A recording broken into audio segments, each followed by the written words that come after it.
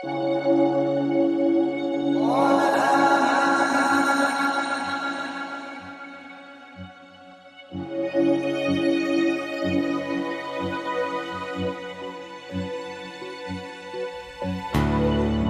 we cannot treat ourselves, each other, and our environment with respect and dignity, nothing else really matters. Everyone deserves emotional intelligence, so everything we do day in and day out, that's what drives us. My culture, for instance, has been a culture of healing, and that was the original philosophy. There was no punishment, there was no coercion, there was no demandings on people, but just to really allow ourselves to search within and to be at peace with self and move and utilize that to move and advance forward. They come from such a widely varying set of circumstances. So, socioeconomics comes into play, race, gender. We improve performance of groups, individuals, small teams. The company, Human Accelerated Performance, is on a mission to change the world, and I think that's awesome. And it's for everybody. It's not just for yoga students, it's not for just teachers, it's for everyone, because we all have difficult conversations, and how do we handle ourselves in the difficult conversations? Part of it, I think, was opening it up in a group to say, hey, it's okay to work on this, it's okay to not be very good at these skills, and it's okay to expose yourself and to work on them together. The importance of HAP is checking in with yourself and being able to build relationships with others and read others. Building a culture of success, and individually and team-wise, and what that means and the tools to be successful both individually and team. HAP's really reinforced that and brought us to another level. How do I treat people really well, including myself, and be the exact person I want to be? Then the next part is to have the skill. And the skill is something that you can apply that's back pocket, that's immediate.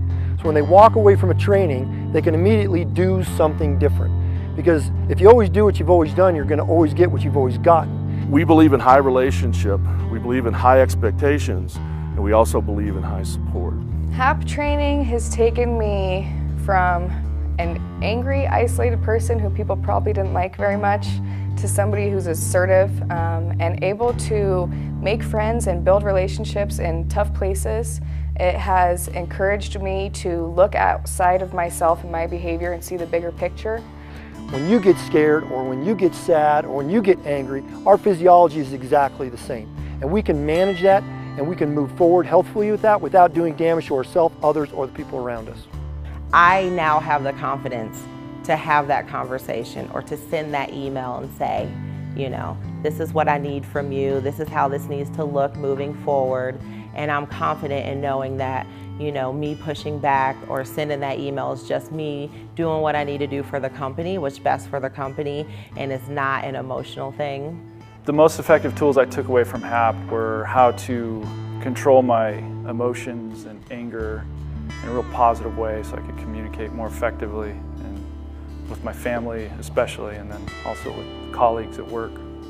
This is about productivity, this is about doing work and holding each other accountable. And in the workplace, what that does when everybody improves their performance, it sets a new standard for behavior in the workplace. And if you can give people the skills and the awareness, they can move towards the bright side, the healthy side of our humanity, our physiology. We've been in this dogma, in this place where we're captured or in prison, so to speak. And when you break out of that prison, and then you start to accelerate with the power of your mind, power of your voice, and power of your body, and power of your spirit. That's the way I see it.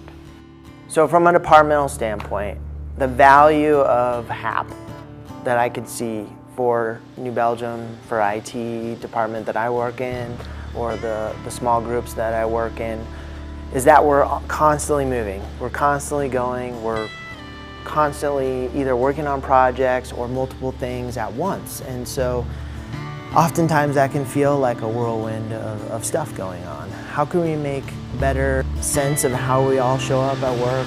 Hopefully at the end of the day, make sure that we're trying to do a better job of balancing our stress level, our emotion, our energy levels, so that we can make better momentum as a department, as a group. It's something that you can't buy with money, to have that emotional intelligence of yourself, to be able to change the way that you're interacting with other people.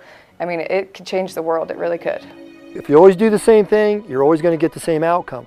So organizations who are ready for a change, this is a change, this is something different.